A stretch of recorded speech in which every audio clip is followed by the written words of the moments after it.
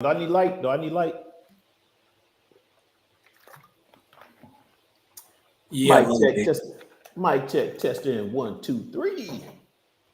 Everybody wants to rest with me. Let me see where we at.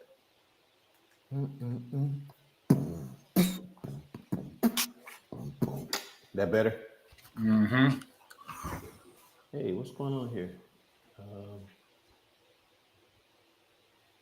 Your boy's live. Why am I not on here?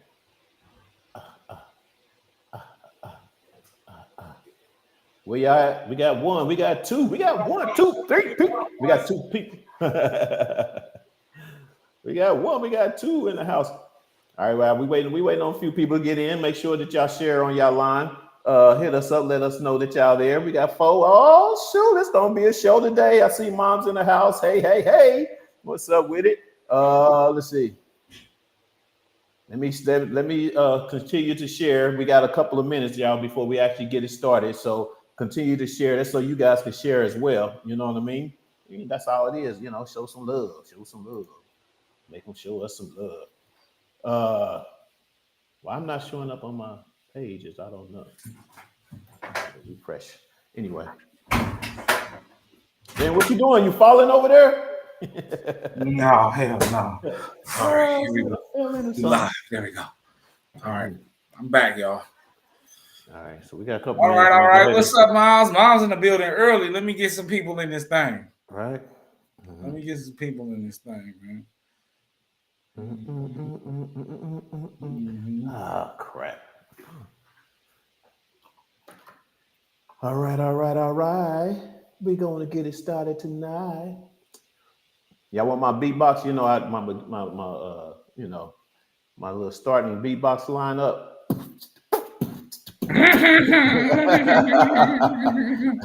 What's up, Fish is in the house. What's up with it, man? What's up, Fish?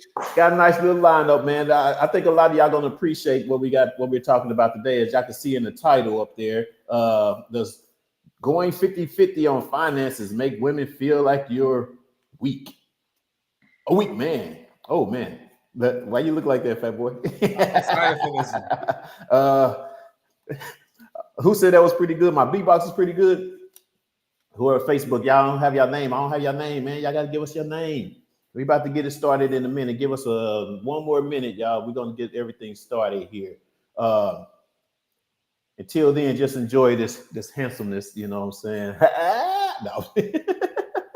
They're going to feel out here shopping. I brushed my teeth today. He out here. Here, let me talk about teeth. Let me see my whiteies. I got the whitest. I'm just playing. I brush my teeth every day and night. Matter of fact, twice. Shoot, you know what I mean? I should be telling y'all that. That's my personal business. Hello. Oh, you say yes to what? Yes to what? Yes to what? Facebook user? I hate when we got the Facebook. You know what? I know how to find out who you are. All I got to do is go on Facebook. Duh. Let me see who is. Oops. Well, I take that back because I don't see you. Marlon's in the house. What's up, Marlon? Marlon's in the house. You said, Fish said I got the back teeth this time. No, for real. Gotta get the back teeth. Gotta get the back, man. Gotta get the back. Gotta get the back teeth. All right, y'all. Y'all ready to get started, man? We gotta fight Rashada. Oh, what's up with it? What's up with it on Facebook? Oh, yeah, we in here. What's up, Rashada? Appreciate it. Continue to watch and continue to watch and comment as we go along in this show, because that's what we do. You know what I mean? Mom said it shouldn't make a man feel weak, or she shouldn't make. Oh, okay. We're gonna get into it. I'm gonna get that real quick. I better start it. Mom's about to talk already. I gotta. Mom's ready to go already. Let me get this. Hold up. Wait a minute. No. All right, man. Here we go. Let's get it, man. Put that dope back. All our illusions will disapparate, and all the reasons start to fade.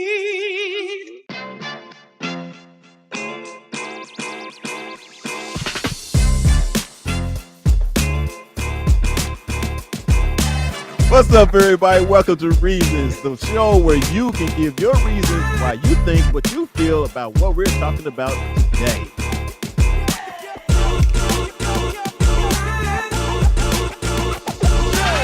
We should know this, man. We know. Dear brother, how do y'all deal with erectile dysfunction when you're in a relationship? I wouldn't know how to do it unless I had it. And remember, if they're talking about you behind your back, they behind you for a reason. Peace. I love y'all. The reasons that we're here. What's up, y'all? Welcome to Reasons on Fired Up Thursdays, y'all. It's your boy Fuel. Fat boy in the building. You already know what type of time we on. We here. That's what's up. And we got a fantastic show for you guys today. I'm just gonna give y'all a quick lineup. You know what I'm saying? We are gonna be talking about BBLs, the surgeries, and the death toll in this year that people's had for BBLs. We're talking about history and blackness with A. Philip Randolph, and we're talking about co-parenting and the steps to take to proper collaboration. All right. And I think one of our main topics we're going to get to is, does going 50-50 with finances make women feel you're less of a man? All right. That's the one right there. I need to know. I need to know what you think, baby. What's up, fat boy, man? What's going on with it, man? Man, good. Hey, man, look, we got a great show for y'all. I was sitting, me sending everything out, making sure everything right over here. But we got a great show for y'all today. I'm definitely excited for all the topics. I definitely wanted to see and hear about this 50-50, what everybody thinks. And I'm excited, man. I'm excited. Cool. How you doing? I'm good, man. I'm good, dog. I'm blessed. That's for sure. You know what I'm saying? I'm still here, waking up and doing well. So, you know what I mean? Health-wise, I'm good. Mentally, I'm just kidding. So, hey, man, you was telling me, we was talking earlier about Trump, real quick before we actually get into the other topics, man. You was talking about how Trump, he got indicted, right? So he or was it arraigned? What was it? So he was arraigned. He went to court in Miami, flew on his private jet, of course. He arrived at court. They arraigned him. They quote unquote arrested him. They quote unquote processed him. But the funny part about it was, in their processing, they did not. It's funny. They did not take his fingerprints. Right. They did not take his mugshot because they said they got numerous pictures of him and he could be identified at any time. Right. They did not take his social security number down. Basically, he walked in jail and he walked out. Basically. Wow. Ain't that crazy? And I was telling Phil, because I was like, I heard he got arrested, but I'm like, he ain't get arrested. I know he ain't get really arrested. Because I know he didn't get really arrested, I had to really. Well, that's not arrest. You know what I'm saying? Let's go to show the 1%ers, you know what I'm saying? How privileged they are or whatever. You know what I mean? Because, just to even report that, why even report that? You know what I'm saying? That he basically didn't even take mug shots or fingerprints or whatever. And they can only they can use the pictures that he's had because he's been in a political scene or whatever. Well, why can't y'all just use my Facebook? You know what I'm saying? You know what I'm saying? That's the most ridiculous thing. Absolutely. And like I was saying, you can use my pictures from my Instagram. Exactly. You know what I'm saying? Because we can just identify regular people as who they are already. Right. And like just because he's Donald Trump don't mean because he got a picture in the National Enquirer. Exactly. Right. He don't need a picture. He don't need a mugshot. So you just gonna pull his picture from richest, wealthiest man 2012 type shit, right? But like I was saying earlier, man. Also, I think the Democratic Party is trying to. I think it's more of them trying to make it seem like they're doing something. You know what I'm saying? So because the next election is coming up, make it seem like that we're getting wrong. And the only way I can say you're doing something if he's not able to run next year, then you might have done something. You know what I mean? Because if you still got a record, matter of fact, if you put him in the daggone on record, but didn't take any mug shots or any prints or anything like that, that means that he can still run. It's not on record. Yeah. Yeah.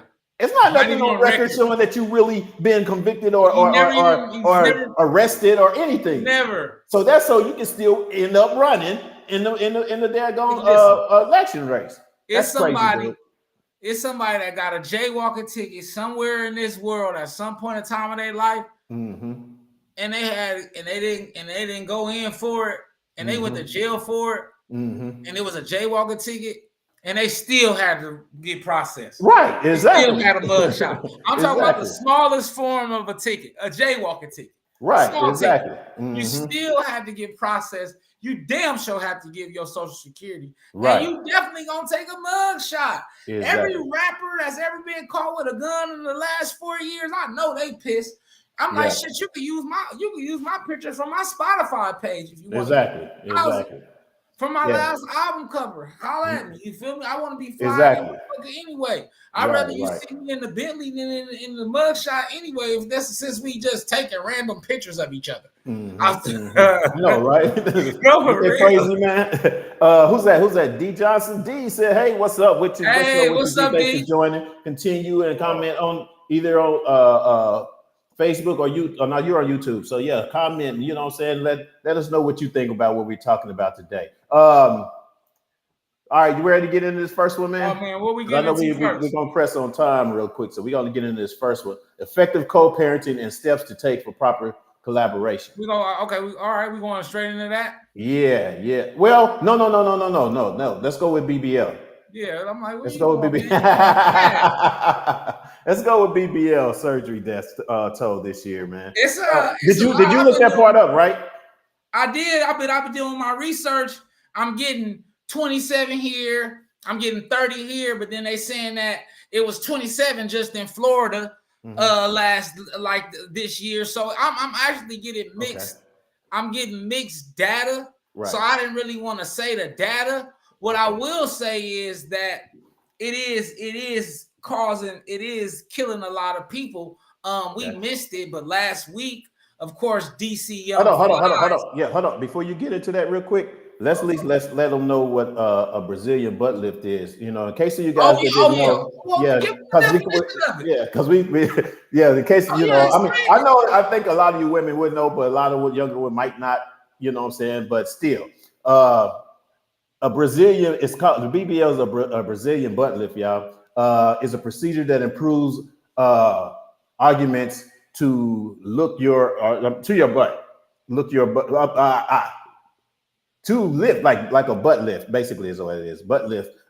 In addition to removing fat from your parts of your body, like doing liposuction and moving fat to parts of your body or whatever. And it could be dangerous, man. You know, saying so. I got an article for y'all though, but go ahead. Okay. What else? That's basically really it. That's basically it's basically it's called a Brazilian butt lift or whatever, but it's just used to the procedure is using fat from your body and putting it in your butt. But if you're not healthy enough, if you don't have enough fat or whatever, then a lot of people end up doing what do you call it? Butt lifts, like autofit. What is it called, Fat Boy? Maybe y'all can help me in the comments.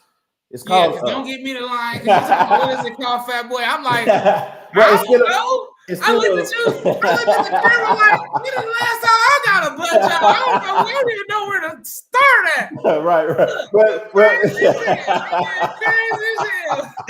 shit. No, but I mean, instead of moving the fat, I think they're able to put artificial, butt or whatever, just like they do your breasts, I think. You say what they call it? What they call it?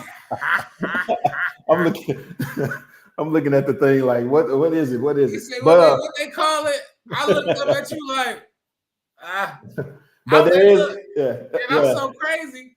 I was gonna throw some random shit out there too, just and be all wrong, but I forgot we live. So somebody gonna be like, that is not what it is. You tell them they put tartar tissue in their boot. No, for real. They fill it with foam and shit. No. But I do while we get someone to find it, I do have an article that is kind of talking about it, and then we're gonna get into DC Young Fly, and then we'll kind of get into how the trouble of it, right?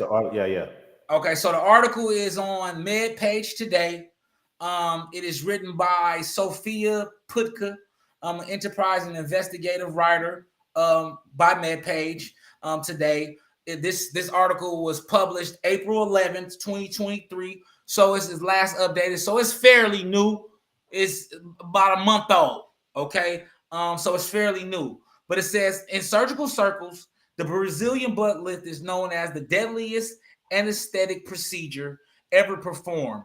And despite several calls to improve outcomes, recent data suggests mortality is only getting worse, especially in South Florida. Sunny Image Conscious, Sunny Image Conscious Miami is home to a substantial proportion of the country's high volume, low cost clinics where U.S. patients flock for the procedure. Despite widely publicized deaths and changes in rules about performing the procedures in Florida, researchers say it's still causing harm. And it goes on to say, doctor says you have people from all over the United States coming to Florida and they have these complications. And unfortunately, they either have to receive hospital care or they perish. This is Pat Pasmino, MD, a plastic surgeon and owner of Miami Aesthetic. And he told MedPage this. And it's affecting the whole country. Yeah. And you can find this on their page on MedPage today. I didn't want to read the whole article for y'all, could have, but we got time. Right. They can look it up. Basically, just kind of telling you that he said it's the most dangerous aesthetic. Aesthetic procedure ever performed. Mm-hmm. You know what I'm saying? So I think one of the things that happens too is that they give you anesthesia, to go to sleep. So sometimes people have to have it and they have to actually, sleep, which can cause complications because if they rupture a certain vein or something inside of you or whatever, that can cause internal bleeding and everything, whatever. And that's how people, end up, losing their lives. They do have a lighter anesthesia where they actually, where you are awake, but and they just numb in the area or whatever. And you can still, you can't really feel it, but it's because the area is numb, whatever, but it's still just as dangerous. You know what I mean? And it's just kind of like if you get a bad doctor or somebody that's not really knowing what they're doing, they hit a wrong, piece inside of you or whatever, man, you're done. You know what I'm saying? So, cause they make all these incisions inside of you, whatever. And, if they hit the wrong spot, man, it's a done deal. So it is a risky situation. And as we know, as it been a risky situation, we'll get right into DC Young Fly's girlfriend. What was her name, Fat Boy? Don't give me the line. You forgot her name? Shoot, I forgot. We had it last week or whatever. Yeah, we had that, but I'll get her name right now. All right, real quick then. Let me see what Drew said real quick then. Let's go. Drew said since he was talking about Trump, since he surrendered himself, he was arraigned and read his rights. Arraignment is different from arrest. I'm by no means supporting him, by the way. Right? That's a good deal. Appreciate it. I mean, you know what? To each his own. If you support him or whatever, but you know what I'm saying. I just can't see it. I don't understand it. And then he said her name was Jackie O, but I don't. Jackie O, yeah, that's right. That's her stage I don't name. think that's what her mama named her. No, that's her stage name. From she was a what you call it from Wildin' Out. She a Wildin' Out girl. Yeah, Wildin' Out girl. Drew said that they take your fat out and purify it and put it in your butt. Liposuction dangerous, can cause embolism. Is that what they say? Embolism. Did I say it? Embolism? Did I say it right? Okay. Embolisms. Yeah. Their mom says exactly fuel just to discourage people from voting for him. Yeah, exactly. Absolutely. That's we on two topics at the same time, man. It's okay though. Keep on commenting. Keep on talking. Hey, so some more on Jackie O, which is DC Fly's girl, baby's mom. I don't think they were engaged. I don't think they had got married yet. It was his child. It was his child's mother. Mm-hmm. I think they were together though, but I don't think he had married her yet. Which I really just brought her up mainly because it's just it's it's sad how the world has people basically killing themselves to fit in, or to feel like they have to feel like they look like something. And I think that at some point we have to start to, and I'm learning to just kind of to be our own selves, and what that even looks like, what that means. I'm using it, like I said, I try to do therapy. I try to just go back to how before I was impressionable, right? What I liked and what I love, and then over the years, my standards and put all of that. But I think that people is just really trying to be somebody, right? You know what I'm saying, and trying to be cool. And this young lady lost her life young, like 31 years old, man. And she's not the only one. And it's funny that there's women flying to DR probably as we speak to get this done, or flying to Florida as we speak to get this done. And she just lost her life. And 27 other people have lost their life at least. At least 22 last year, at least. This is at least. I'm not giving you all over as a total, but this is at least 22 people died last year. And then 27 in Florida last year, or leaving from Florida, or coming from Florida after getting this surgery. So it's something really, really, one, it needs to be discussed, of course, and talked about like now on platforms like this, but it also needs to be addressed, right? And said that, hey, do you have to be this person to be successful? I keep saying this, and I say this every day. We have to change the narrative of what's cool, because cool is killing people, man. And that's just the real. That's the reality. Cool has turned into a loose word for reckless, stupid, ignorant, and irresponsible. You know what I'm saying? And I don't think that that's cool. I think cool is doing it the right way, and showing people how to do it the right way, and being yourself along the way. I think that that's cool. I think that in a world full of people trying to be somebody else, if you can be yourself and manage to be yourself, that's cool to me. But BBLs is cool with the women, and it's taking their lives, man. So shout out to all of those women that lost their lives. Shout out to the women that are going, that could potentially lose theirs. My prayers over all of their families. And I just want us to tighten up as a society. That's pretty much all I got on the BBL. Well, I could say it's a mental thing, of course, that society has put on that society has put on our women, especially, when it comes to what's like you said, desirable. And it's okay. And don't get us wrong. I mean, I really don't have much. I wouldn't suggest it to anyone, of course. But if it's something that makes them feel good, makes them feel confident and stuff like that, so we'll be able to understand the repercussions, understand what's going to happen, understand that if it doesn't go as well, because some of the surgeries don't go as well as they, expect, as well as people expect or whatever. And sometimes you're expecting something so phenomenal and better, and your shit looks horrible. Because most of that, a lot of, like they said, most of the fat that they do take off goes up into your, the upper part. And if the bottom part don't got enough in it, it makes it looks kind of messed up. And I've seen those. So all I'm saying is, if it's something that for them that makes them feel good, that's fine. But understand too, the procedures and the risk that you're taking behind that. They also said a Brazilian butt lift is a common procedure that's growing in popularity, according to the most recent statistic from American Society of Plastic Surgeons, where there was 21,823 Brazilian butt lifts performed in 2022. The COVID pandemic may have affected the number of Brazilian butt lift procedures in 2020 as elective surgeries decreased. Between 2015 and 2019, the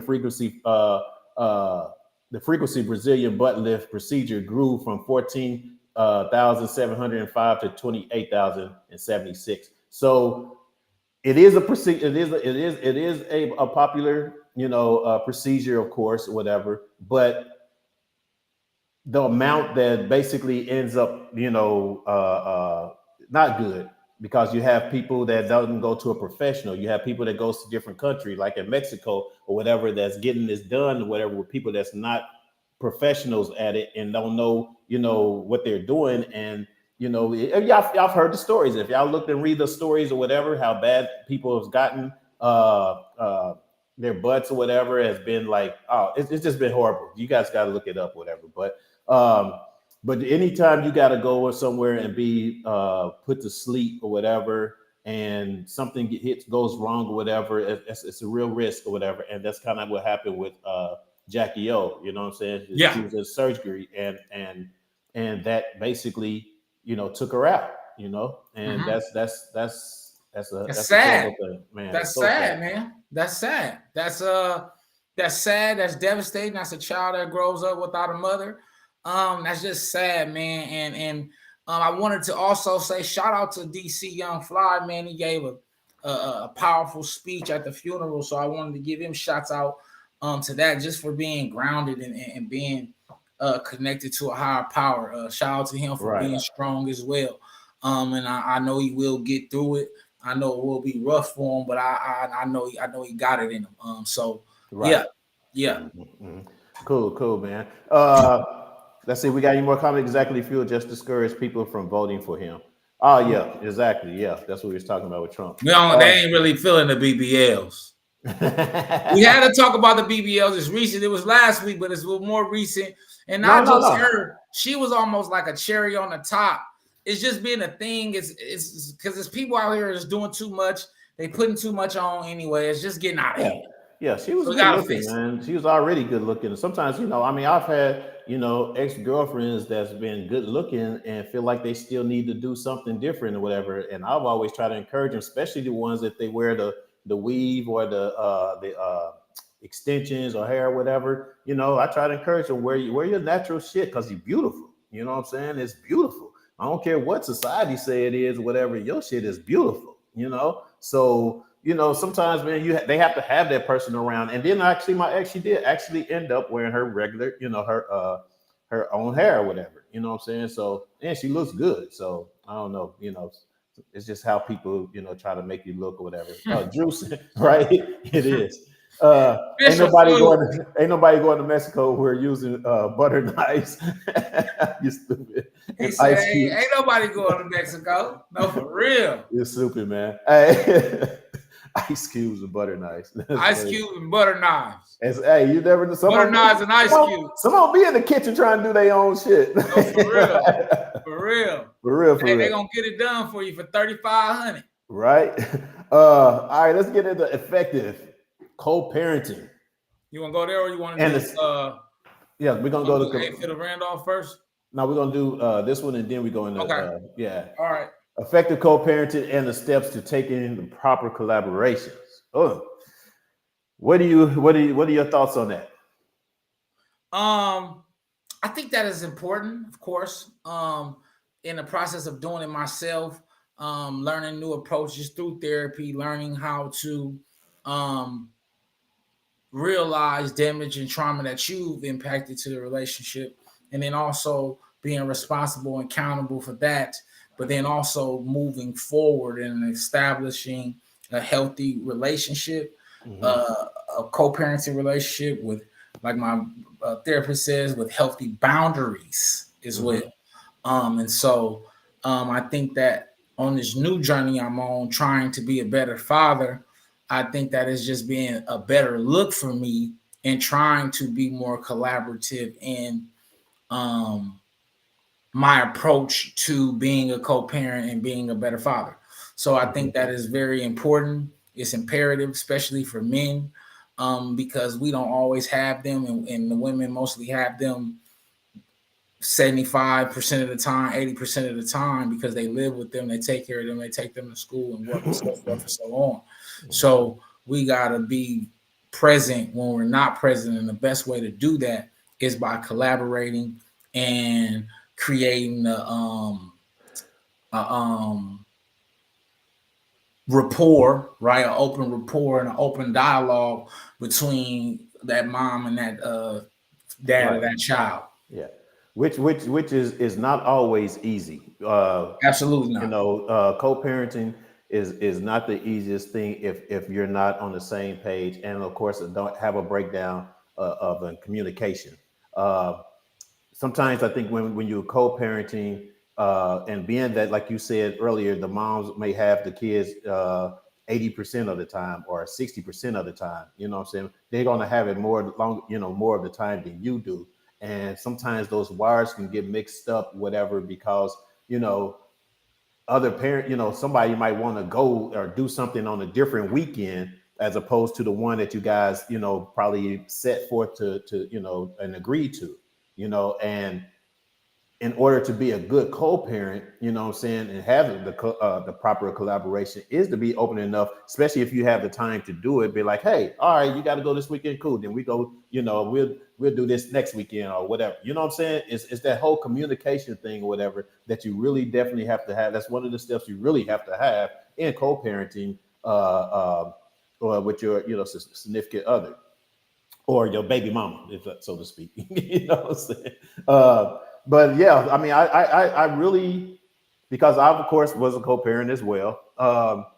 My communication with my daughter's mom and my son's mom was, I think it was pretty good. It was fantastic. You know what I'm saying? I didn't never have no argument as to, well, why you can't get them, or this is your week, or you know what I'm saying? Well, okay, well, I know next week is my week, but I need you to do this or whatever. You know what I mean? And because things doesn't always just go like that. You know what I mean? So you want to be able to be open and say, hey, oh, okay.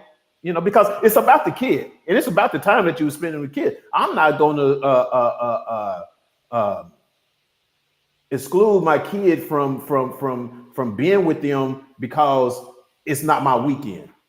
You know what I'm saying? That type of thing, you know what I'm saying? And that's like a lot of the arguments that happens with co-parenting or whatever. It's because like it's not your week or not my week or whatever, but it's your kid. So take the proper time and spend time with your kid, even when it's not on paper or y'all agreement or anything like that. You know what I'm saying? That's what I think. I agree. I'm gonna get that. Fish? Go ahead with Fish. What's the Fish? Watch out there, Fish. Always a blessing, man. Fish says proper co-parenting is essential. You have one parent who's decent and orderly, and the other parent couldn't care less.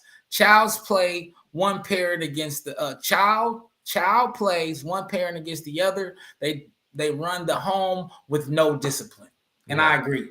Yeah, I agree. That's a good point, Fish. You gotta watch out for that too. Yeah, when one kid's to have a parent against the other, whatever, because they probably get better treatment. But I think that's where the collaboration comes in. Yes, exactly. Right, and being on the same page and understanding that I think the child will understand that. Oh, they on the same page. I can't play them against each other because they seeing eye to eye and they're collaborating and they're communicating amongst each other. So I think after they realize that, hey, I can't tell my dad stuff and my dad starts tripping with my mom, or I can't tell my mom stuff and my mom starts tripping with my dad. I have to kind of go to them both with the situation because they both on a string and they both have a proper level of communication. This is something that I had to learn to establish because, like, have you ever got played like that? Like that against a lot of times, because I have girls, man. When you have girls, I see you, Vlad. You got everybody up in here. Brianna's in the house. You have girls, man. Girls sometimes they, they play on the daddy's emotions, and they'll say something, and that ain't always the real truth. Of course they felt the way because they was told no, but then they'll call and say, that they were done wrong, and then you call tripping. But now taking a different approach and continuing to just kind of keep the lines of communication open, and so far so good. Yeah. I can let's go with an example as well too when it comes to parents are trying to or kids trying to put parents against each other. You know what I mean? Okay, I can give you one. Well, exactly. I was trying to get my own example first. Oh, go ahead. Go ahead. okay, say for instance, just like like if my daughter wanted a car, right? And she wanted a car at a very young age, and I didn't really agree, but the mom wanted her to have a car, or the mom did agree. I didn't agree. We didn't get into an argument per se, but I knew that she was too young to handle it just by the way that she was doing in school. You know what I mean? And she wasn't doing not don't get me wrong, she was never doing really bad in school, but she was that popular one to where once you get a car, then it's all on. And we know how we were when we were kids.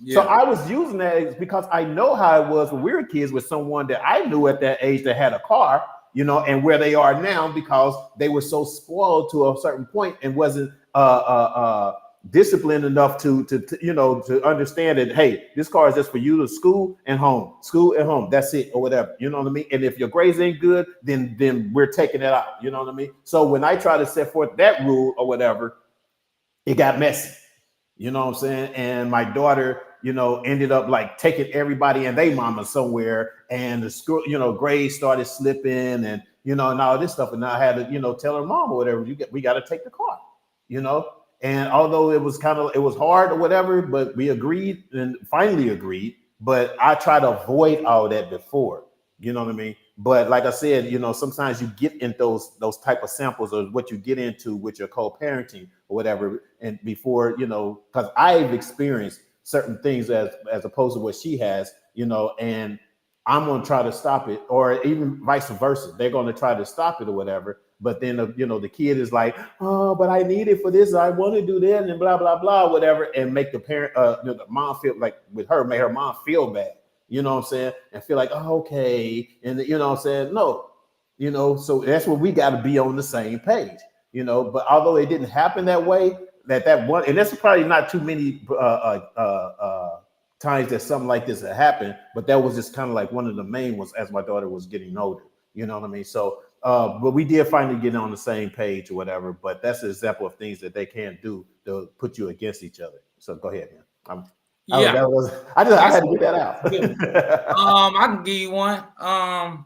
So I was sending my daughter like money via Cash App, and then I would get like random text messages like, why you ain't sending the money you said you was gonna send your daughter? Mm-hmm. And I'm tripping, like, what you talking about? I just sent her money. You know what I'm saying? So it created an argument and a thing. And once we this is the first little tip, one of the tips we had, we get into an argument about it. You need to be, all of this. And I'm like, I'm sending her money frequently, often. I send her money at least, if not once a week, every 2 weeks for sure. Right. You know what I'm saying? And I'm sending her some type of money. And if she asks, call randomly, I'm sending her some money anyway. Mm-hmm. But because I wasn't communicating with her, and I was sending it directly to my daughter taking the money and telling her mama that I'm not sending the money. Oh, wow. Yeah. And so now what I do when I send money is I just screenshot it, I send it to my daughter, and then I send it to the group chat that we have. Right. So everybody got it. She can't, yeah. You can't. And so, like you said, just another one of those collaborative things. And that's what she said. Well, just screenshot it every time you send her, because she be saying she ain't got it. Right. You know what I'm saying? Right. And so that actually cut down a lot of stuff, or that actually helped that situation. I don't really get that issue anymore. Right. I don't have that issue. Mm-hmm. And that's one of the things that you guys out there, especially y'all can give us some of y'all examples as well as, parents is trying to, our kids trying to work with parents against each other type of thing too, because those samples we probably want to look at, or other people want to see on here, to where they can try to handle it, in a proper way. Who we got right here? Mom said communication is key in co-parenting, and you both have to remember that it's about the child, and show them a united front, so there's no errors. Exactly. I agree, Mom. Yeah. Great, me and my daughter's mom, that's basically where we was at a certain time or whatever. It was kind of like, you know what? Just so you know, we talk every time. Sometimes kids don't think your parents talk to each other because they're not together. You know what I'm saying? And so I had to let my daughter, we talk every time, all the time. You know, anything she knows, I know. You know, so when you're trying to come to me afterwards and give me some BS, don't try it. You know what I mean? So I've been through that. Go ahead, Doc.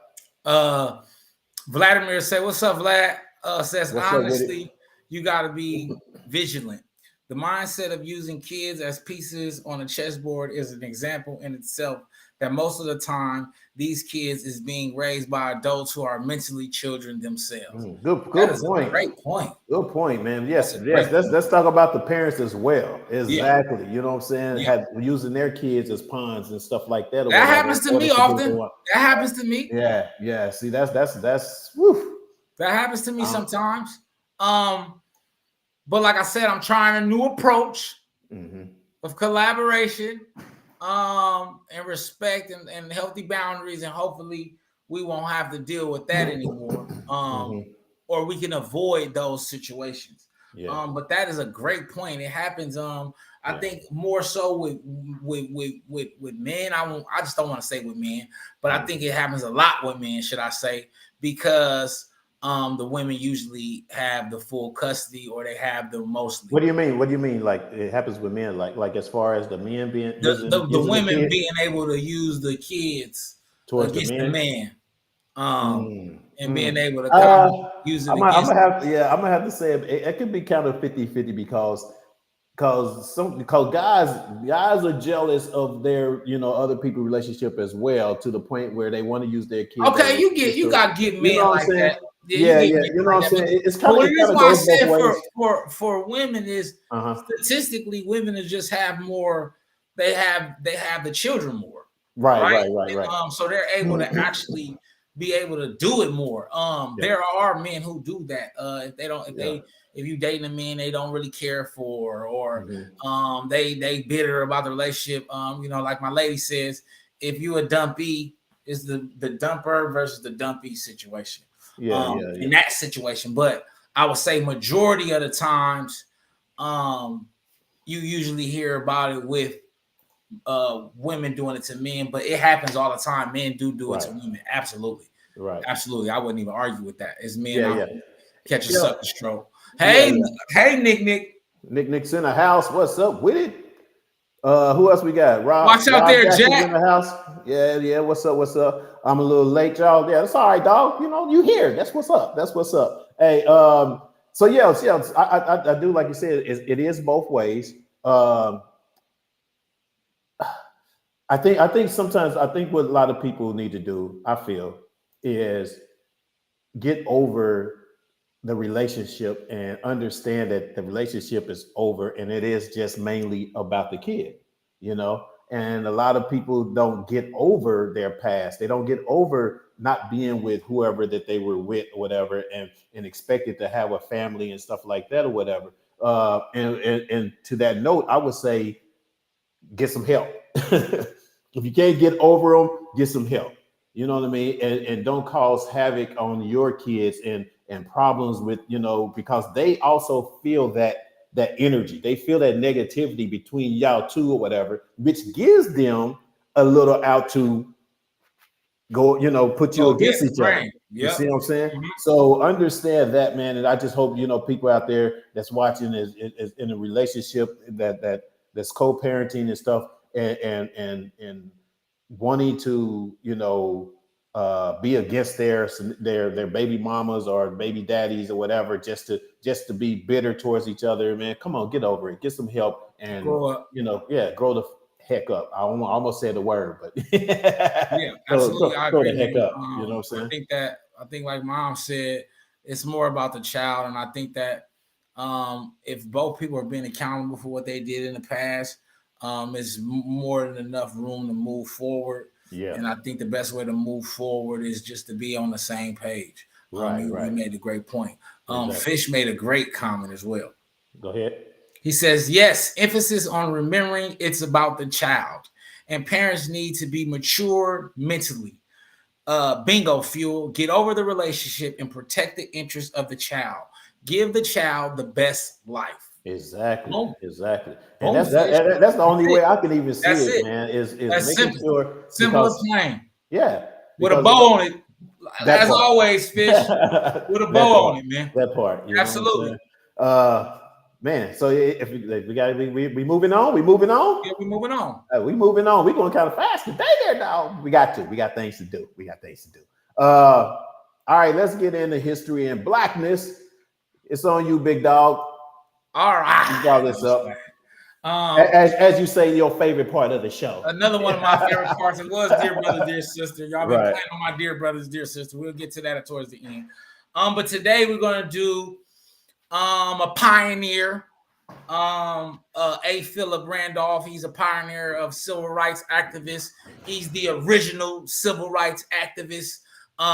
Between him and Paul Robeson, I don't know who was probably doing it first. But he was born April 15th, 1989 in Crescent City, Florida. He died May 16th, 1979, Manhattan, New York City. He was the son of a Methodist preacher who they moved and kind of migrated to Harlem, New York, I think around like 1912 or something like that. He went to, while working, he went to community college. City college.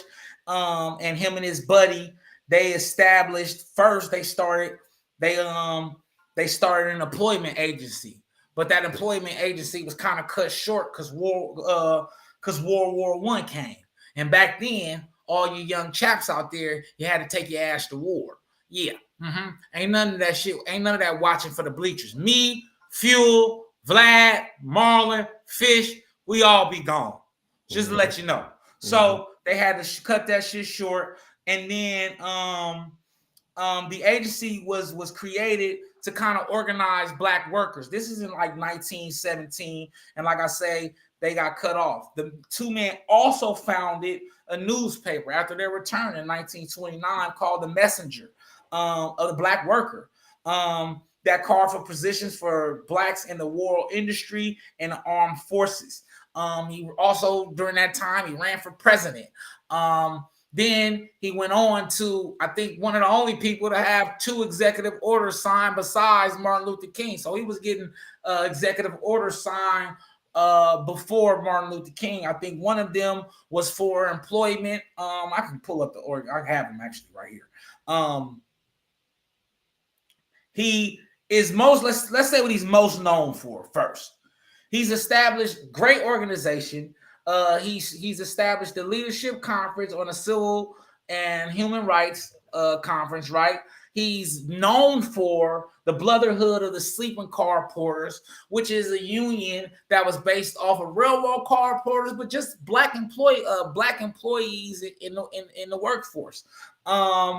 And so they began, like you said, organizing groups, and they were going against the American Federation of Labor. And at this time, the AFL was not letting, this is 1900s, early 1900s, they ain't letting brothers work. And A. Philip Randolph and his party ain't having that. So they going at it with them. They're trying to get Black workers to come register for them, and they starting a fight. They getting it going. Around 1937, they get their first contract with the Pullman Company, and they pull Black workers and it's kind of like a Black union. And this is in 1937. So this is before Martin Luther King was even a thought, right? This is early. This is real early. Later on, the Brotherhood turned into the Congress of International Organization. And then this is when he really gets active. He first gets with President Franklin D. Roosevelt, and they signed the Executive Order 8802, barring discrimination in defense industries and federal bureaus, creating the Fair Employment Practice Committee. So this dude in 1937, so if you work for the feds, or if you got a good job somewhere, you work for the post office, shout out to A. Philip Randolph. Right. Shout out to, I'm just saying, if you getting a little money out here, shout out to A. Philip Randolph. He was doing it back then. Right. So that was his first, I'm sorry, y'all. That was his first executive order. After that, World War II came.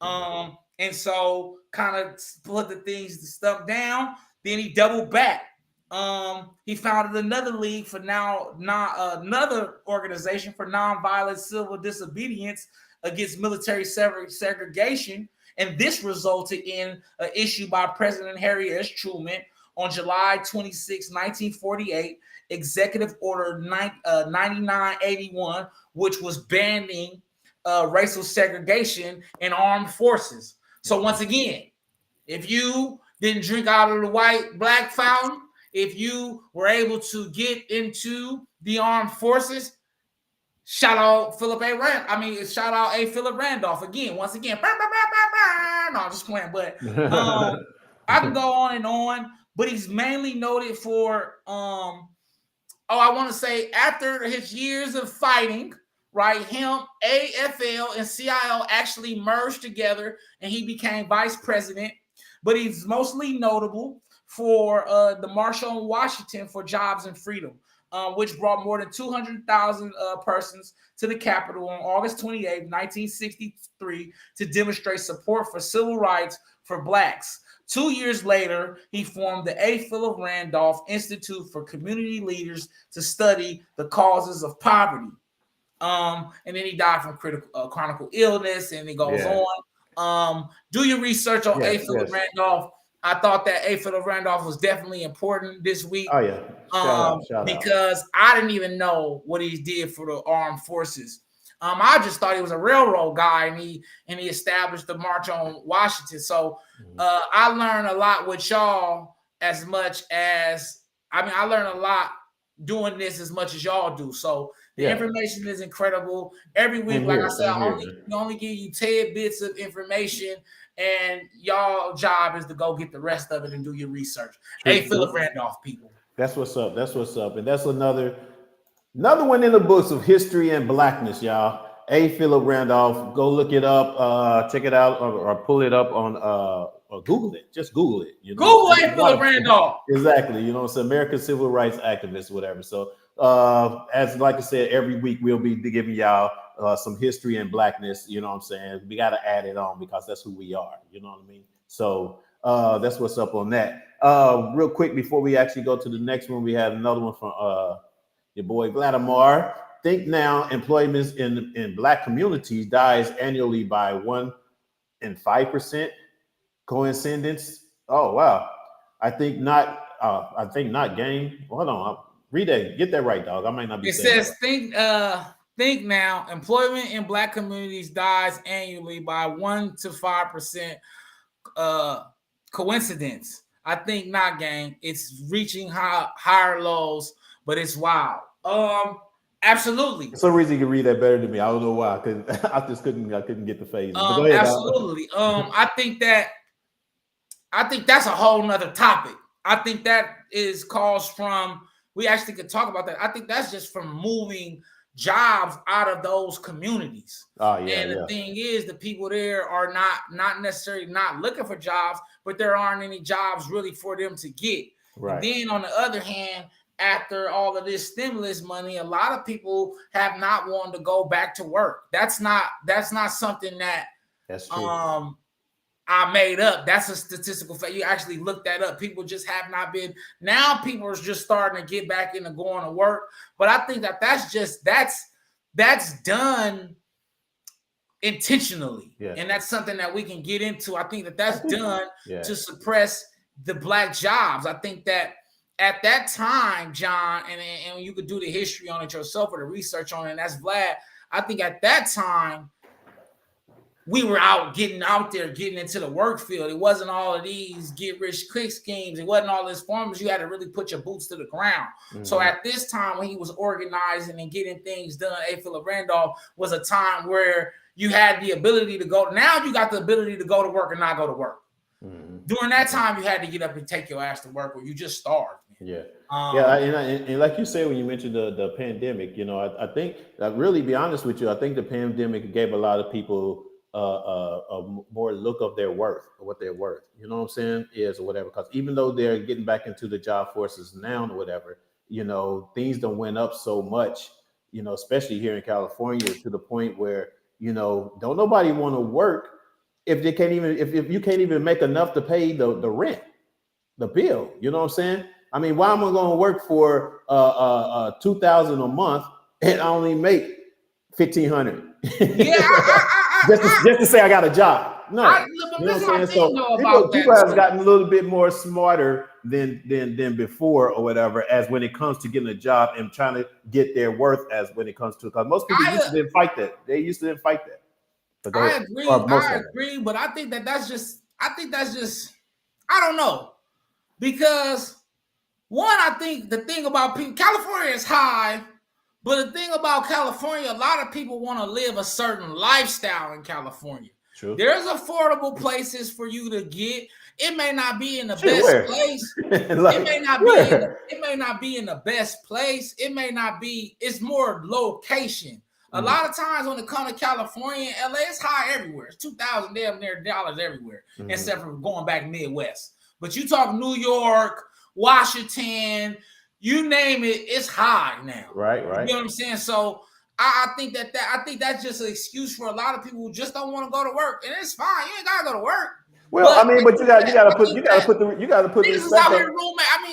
Listen. You gotta put respect. Yeah, but you gotta put respect on. No, but you gotta put respect on the fact that depending on the job, like you said, and people, there are people that try to want to live beyond their means or whatever. But then there, like you said, I'm not going to live in an area that I work my ass off to be in the area, and people is taking it from me, or people is violent, or people, you can't get no sleep because people are out on the street and making noise and all that stuff, whatever. So that's why people go to different areas or whatever, and they have to pay for it, of course, or whatever. And that's why they have that mindset of going somewhere beyond their means, because they don't want to deal with the backlash of what's going on in those neighborhoods. I agree. You know what I'm saying? And that's the real problem. If the neighborhood was cleaned up and then still be affordable, that's one thing. But if it's kind of like, the neighborhood is really fucked up to the point where you got to damn watch your back. You got to, look outside and see if your car's still there every few, hours or so. That's another thing. You know what I mean? So, it's a catch-22 when it comes to that, but it's also negotiating or trying to find places that's really worth the money that you basically have to, where you want to live, have the money, personal property monthly. That's what Nick said. Oh, in VA. Like I said, it's hard to live everywhere. Here, let's go here. Wait a minute. We got a lot of shit in here. Yeah. Let's go here real quick. Because since we got into that, I think a lot of this is locality, yes, based. Being from Kansas City, I felt this way, but at Atlanta, there is a shortage of workers. People don't appreciate careers. It's just quick money grab, endless opportunities. And that's what I think. I think that everybody. Well, I think that's a new generation. This is new generation just need that quick and that fast, and trying to come up rich because they see it on social media so much. Wentworth. That part. It's their money and they need it now. Yeah, right. JG Wentworth, man. That's what I call it, man. That's exactly. JG Wentworth, man. It's their money, they need it now, man. It is that time. I agree. I guess now, because I used to be a person who's never gonna get a damn job. So I speak from both sides. I feel like since I've got a job, I've gotten a lot more accomplished. Honestly, I feel like I was making money and doing money, but that money that I was getting, because I wasn't honestly working for it, I was throwing that shit away. But do you think I'm throwing the money I'm working for away? No. I think that's also a big thing with these children and with this era. They blow money so fast because they're not really earning it and working for it and building it and work 5 years to become an executive and all that hard work. You're not gonna fuck your money off like that. But understand the smartness though. 60 here, 20 here, 30 here. No. Listen though, understand the smartness. The thing that you did is even though it's not a $50 an hour type of job or whatever, you know what I'm saying? You mentally went into a stage of understanding how to work your money now, as opposed to before. Absolutely. Because I've had a whole lot of money, and I blew it just because I wasn't knowledgeable enough to do the things that I've learned now that can be done and whatever. And now I do give thanks to social media for that during the pandemic, because you did learn a lot of shit about money and how to save and what to save. And I got to the point where I don't really care about material shit anymore. I'm worried about my future, my kids' futures, you know, whoever I'm with, their future, you know what I'm saying, that type of thing or whatever. So yeah, that's the other part for this, you know, for that whole situation. But yeah, that's man, yeah, let's get into more facts. Nick says, facts, fat boy. I can't stand when folks say Cali is way too expensive. Hell, everywhere is a way too expensive. In Virginia, you have to pay monthly taxes. You have to pay monthly taxes on. But that is true. But every place is still high because even for that, so like the Midwest, like Fish was saying, even for the Midwest, it's still going up for the amount of money that and the economy, or what's the right word, you know, for that particular state. You know what I mean? It's high for that state. In other words, when it used to be 7, and if it's like 9, and your inflation is higher than what it was before, it's high. It's just completely high everywhere. I think just inflation is just high everywhere. Yeah, it's high. It's just more in other places than it is. I mean, some places than it is in others, just because of the way it even started out. LA's always been higher than every state, you know, other states. New York always been higher than other states or whatever, you know. So everybody's shit goes up regardless on, you know. Who we got? Personal property monthly. That's what Nick was saying. Okay. Yeah, Wells, I feel you. Gang. Is that what that means? Or what's Just gang? That gang. I need to hip up on it, right? Get it right. It's expensive everywhere in different ways in each state. Yes, that's what we were saying, Nick. JC, he's laughing at JD Wentworth or JG Wentworth. That is true though. Hold on, what I lie? Hold on, Nick I just said lies for you. What I lie about? What are you talking about? I don't know what you mean. Tell me, talk to me. Or either call me if I lied about something. Go ahead, dog. Vlad says, truth is time is really money. I think now a majority of individuals equate their time to the US dollar. It's all about where it's best spent and how to get a return in the best way.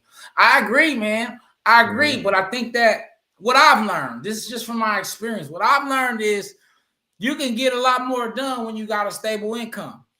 That's just it. I think that's the biggest thing. I think that once we learn what you just said, that time is money, and that, but I don't agree with that statement, because you can get money back, but you can't get time. So I disagree with that statement, but I get what you're saying about that. I think that we need to learn how to leverage our time for the job for money, right?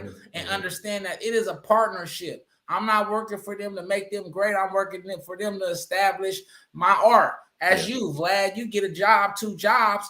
Now I can work solely on my music career. I ain't got to do nothing else but go to work and work solely on my music career. I stack up my savings. Now my next 7 or 8 checks, I can spend solely on getting my publishing, copywriting every one of my songs. I can just use the job just simply for that, and my little side hustles I've been doing. I think that we are caught up in this world that, and I guess we done veered off, but we caught up in this world that if I got a real job, I can't hustle. And that's just not the fact. And that's what I learned. But we got to go to the next topic. Yeah. Nick say, what you say, I still like material. I mean, I do like it, but I'm also content with not having it though. As far as, first I felt like I had to have certain things, whatever, but now I'm like not having it to get something else better is kind of like where my mindset is. Yes, I do like stuff because I do like dressing. I do like, nice things or whatever, but I slow down and understand that there's a time to have it and a time not to have it. And all in all, y'all, to be honest, sometimes you just gotta crawl before you walk. Yeah. A lot of them people that get rich fast, they don't stay rich for long, or they don't appreciate it. I think everybody got their own journey to money, but you can find your way through your own journey. True. If that makes sense. Facts, right? All right, man. Well, let's get into this last one, man. We're talking about, does going 50-50 on finances make women feel that you're less of a man? Who came up with that? That was you, fat boy. No, you did. That's Did yours. I for real? Yeah, that's yours. You sure? Yeah, that's yours. I don't know, man. Okay, well. It's funny though that you sent that. Like every time you will send me a topic, it's funny. When you send a topic, I'll just see a clip of it. And I hear men say shit and I hear women say shit. And I just feel like, before we go into it, I just feel like it depends on a relationship. One, it's individual. Also, two, I think that we gotta start changing the mindset of getting into relationships if we want these relationships to progress and to be successful. I think that these conversations we should have them, we should address them, but should this be a thing, right? Should I have to worry about that if I can't do it, right? And we have to do 50-50 and we have to share the load. If I can't do it, should I have to worry about feel less than a man? Right. That's just my question. For it. But yeah, that's just my question. I think that I love this topic because nobody comes at it that way. Like, what about that part of it? What about the part of the relationship supposed to be unconditional and besides the financial sides of it? I think we get so focused on finances that we the finances is a very important. To be honest with you, regardless on how you put it, the finances is a very important part of a relationship. It's a very important. I mean, sometimes we might maybe let it, prolong it and not make it an issue for a little while, especially at the beginning stages. It's not really that much of an issue, but when you're actually with someone and you're trying to grow something or whatever, then that's when that has to, it plays a crucial part, and one of the main things is understand what one person makes as the other person make and what we're going to do to pay the bills to get together or, to grow or whatever, what we're going to put aside or whatever. I think it is a great thing when especially a marriage couple, put their, I think with a marriage, it's a little bit different. I think with a marriage couple, I think that you should know everything. You know what I'm saying? Everybody should put my paycheck should go in the pot. Your paycheck should go in the pot. Our bills are paid. If I have a little something that maybe think that I should, have on the side just for myself, then that's what we agree on. You know what I'm saying? If it's like, 100 out of the whatever for that week or whatever, and that goes into whatever I want to do, and you do 100 on your side as to whatever you want to do, that type of thing. But in all our shit goes in the pot. I would let I would basically let my wife handle it. You know what I'm saying? Because I know I'm not good at it. You know what I'm saying? But she's good at it, good at money. Now, what doesn't work when we both ain't really good at money. That's when it really gets construed and all messed up or whatever. But if one is better with the money or whatever, and it keeps things flowing, you ain't got to worry about the bills because she handling it, whatever the case would be. Bam, So that's what now when it comes to relationships, because it's different. It's different when it comes to relationships because when you're just in a relationship and you guys not married yet, it's kind of like, what are we doing? What are we going to have for this? What are we going to have for that? And that's when you have a separate bank account just for you to, just for that. You know what I'm saying? If, hey, I know you only make a certain amount, but we're going to put this in a joint account so we can do this and that. You know what I mean? And that's how that works. And then with me, I would do the same thing because I'm terrible with money. I would just give it to my girl and be like, hey, handle that. You know what I'm saying? That type of thing or whatever. And that's really what makes a good, strong relationships, because finance, regardless of how we put, sometimes people think, oh, finance is not that's not what the issue. No, it's a big issue when in a relationship. Go ahead. So my thing is answer the question. Does going 50-50 with your fiance make women feel you're less than a man? No. Answer the question. Is it a yes or no? No, it doesn't. It doesn't. Now, because if we're in communication with each other, we're talking, then we should be on the same page. So why would I feel less than a man because we're getting something accomplished? You know what I'm saying? We're moving forward towards something. I'm not gonna feel less of a man, and I don't think she feels I'm less of a man because it is what it is. I got what I got. You know what I got before we got into this relationship, and you know what, guys, where it's going to try to grow and how it's going to grow. Then why would I feel less than a man? I'm not going to. And you better not feel less, but you better not make me feel less than a man. You know what I'm saying? Because we don't need to be together. Period. You know what I'm saying? I think to answer the question and to elaborate on what you said, I think that it really depends on the woman or man. I think that it depends on what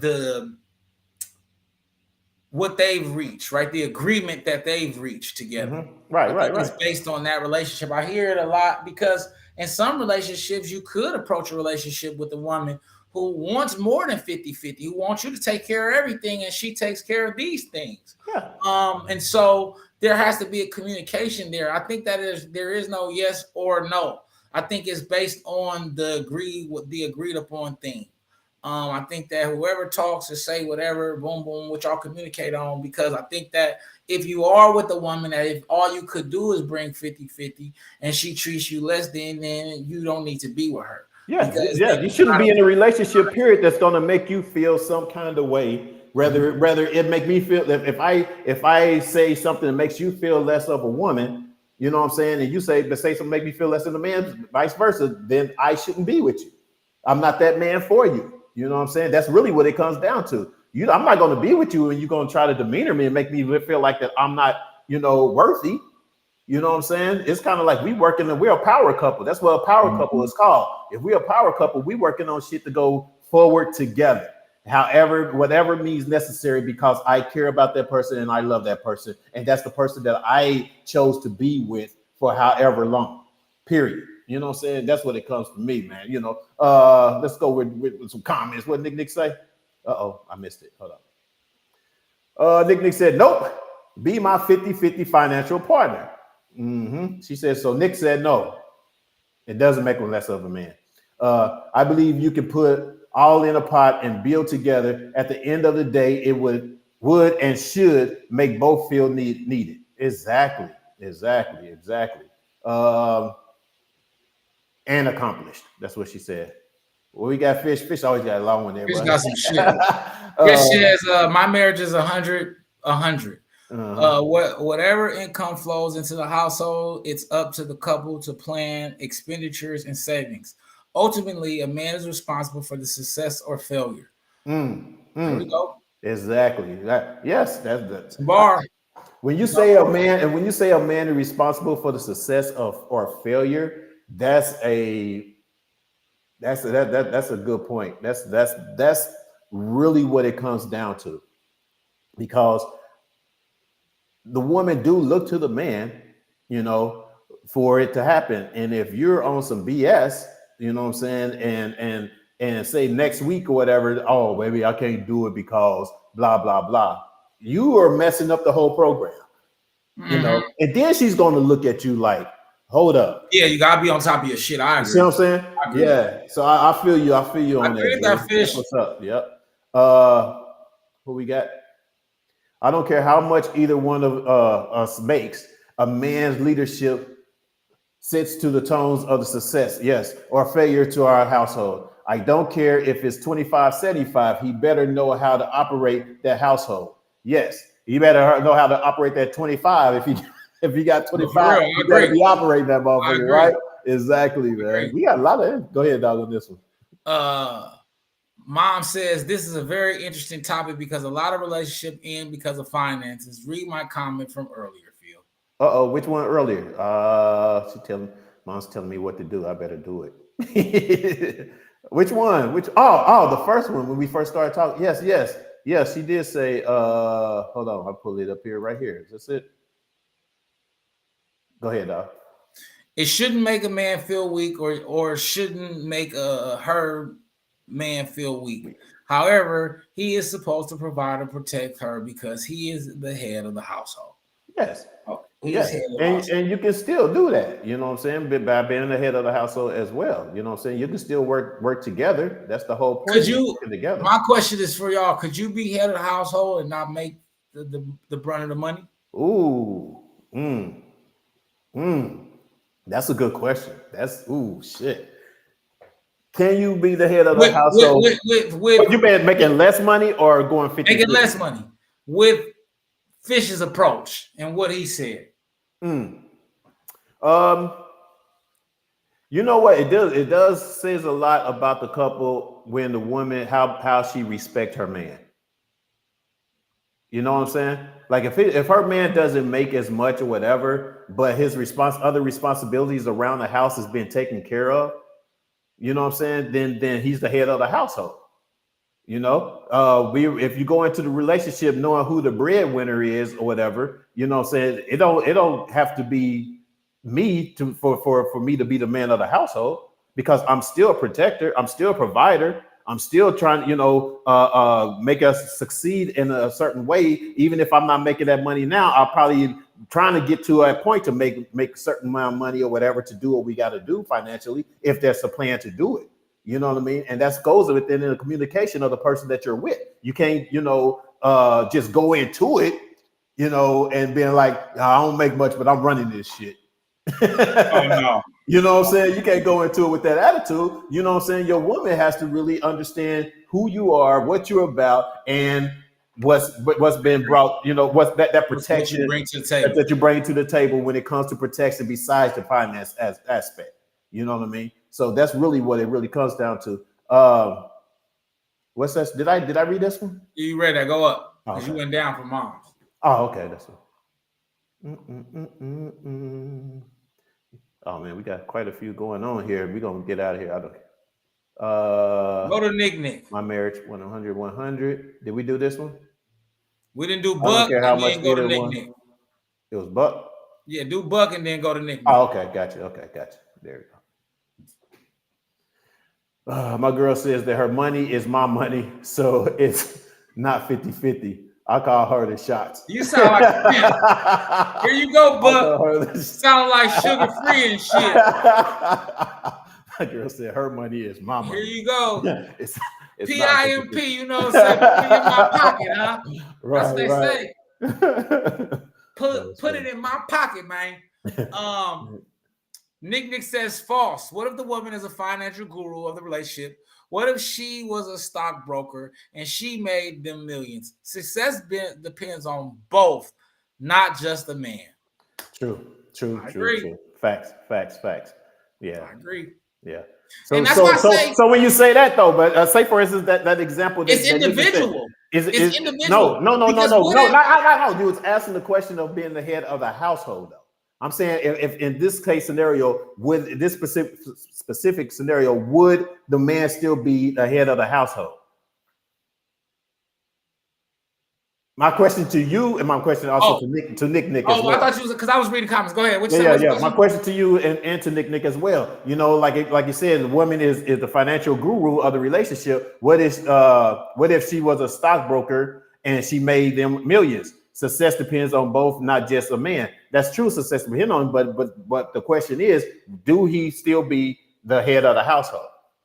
I think that once again, it's individual. If she sees him as such, that's why I keep saying we keep talking about finances. Mm-hmm. But if she makes all the money, but she still makes him head of household, then the whole notion of not because he could be doing something besides the finances, of course. That's what I'm saying. Yeah. If that's what I mean. So if he's contributing more to the process of the relationship, if he's making sure things are going, I think that is individual. I think we got to stop this blanket statement. Yeah. Mm-hmm. Because there's a lot of men that don't make as much money. I'm one of them. Mm-hmm. Right? Mm-hmm. My woman makes more money than me. Right. Through both of my jobs now, I'm probably too at this point. You know what I'm saying? But it is the fact of the fact, but I still carry and handle and do what I'm supposed to do as a man. So it's individual, and it's what we communicate now potentially, and eventually we'll change the finances again, right? But it's still communication. It's still communication. Yeah. I think that we got to get out of this notion that because I make the finance, I make the most money, I run this household. That shit kind of lame. Right. Because when men did it, that's the reason why you got the whole feminist movement. Really. Because men made all the money and they went home and made their wives feel like shit. Right, so right. We're flipping it because women have become getting a lot of money out here. True. And now it's, then it can't be 50-50 because it's like, well, that was the same shit you argued about with men. So it's really contradicting. And that's why I say it's really individual, because that's the whole reason of the feminist movement. Because men took the power of being the breadwinner and flipped it against the women. And now I think that the conversation is being consistently brought up because women are now making more money, which is understandable, and that's cool. Yes. But I still think that is based on the man and who he is and understanding what he brings to the table. True. And like Fish said, learning to bring if you got 25, learning how to bring that and handle that household. Like he said, like Mom said, that like he said, it's about how you lead. It's about how you lead.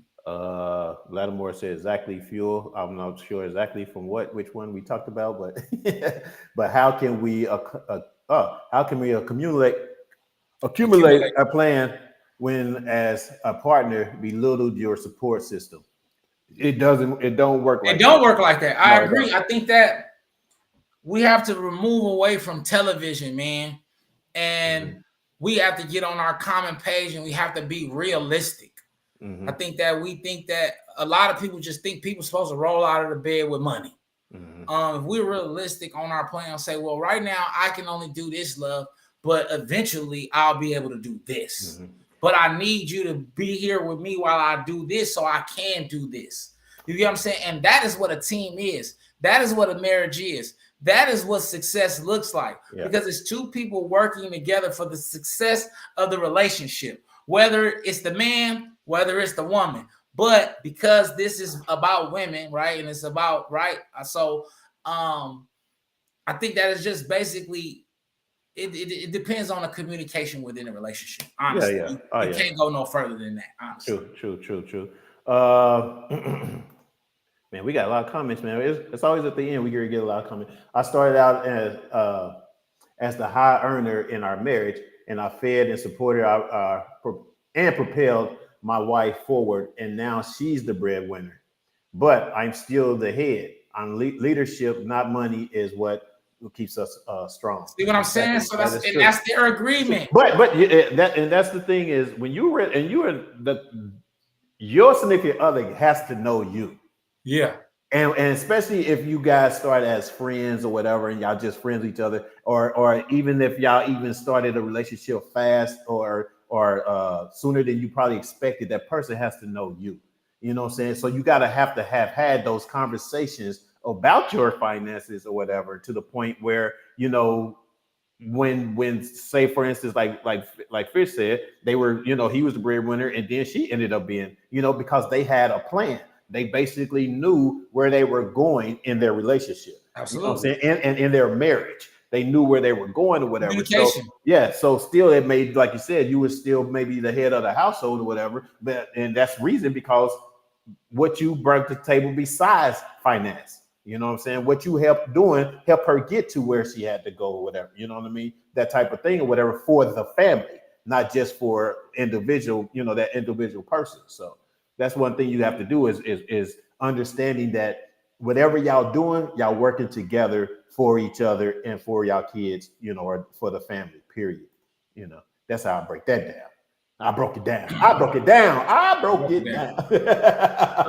Mom said, even if he make less than she does, if he leads properly, the amount he makes and she makes goes into one pot. Therefore, they win as long as they are a team. Exactly. I agree, Mom. Yes. Good point. Nick said, yes, he is the head, respect, period. Okay. I agree. Yep. Man being the head is a traditional respect measure.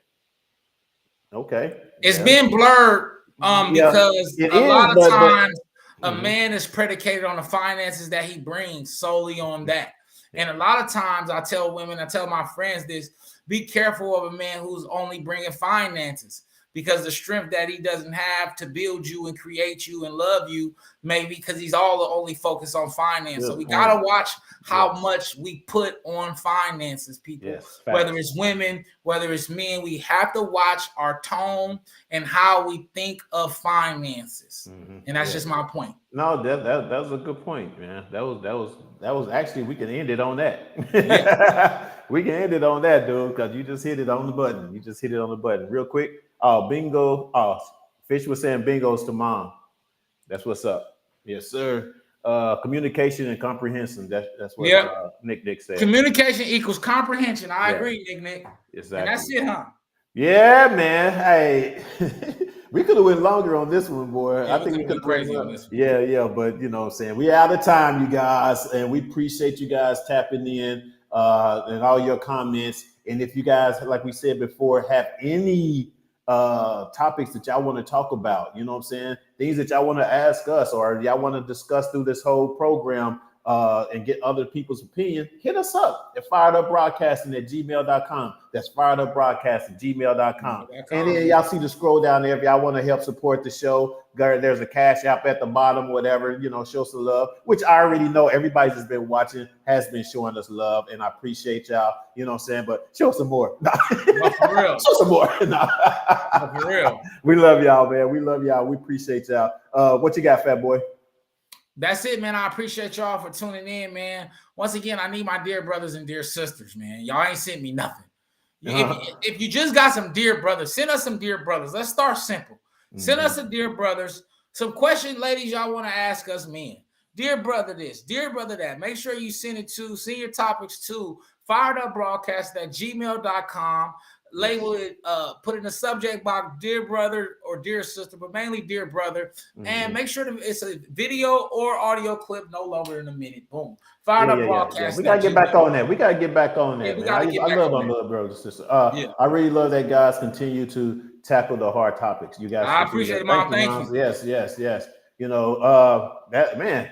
Till next week, I guess, man. We're till next week, man. All right, man. So. And remember, I was like, wait, and remember, if they talking about you behind your back, they behind you for a reason. Peace. I love y'all. All our illusions will get the parade, and all the reasons start to fade.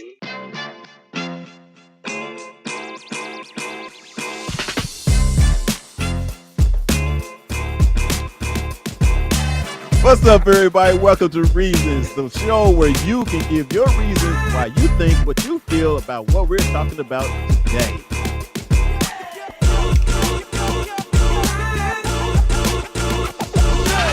We should know this, man. We know. Dear brother, how do y'all deal with erectile dysfunction when you're in a relationship? I wouldn't know how to do it unless I had it. And remember, if they're talking about you behind your back, they behind you for a reason.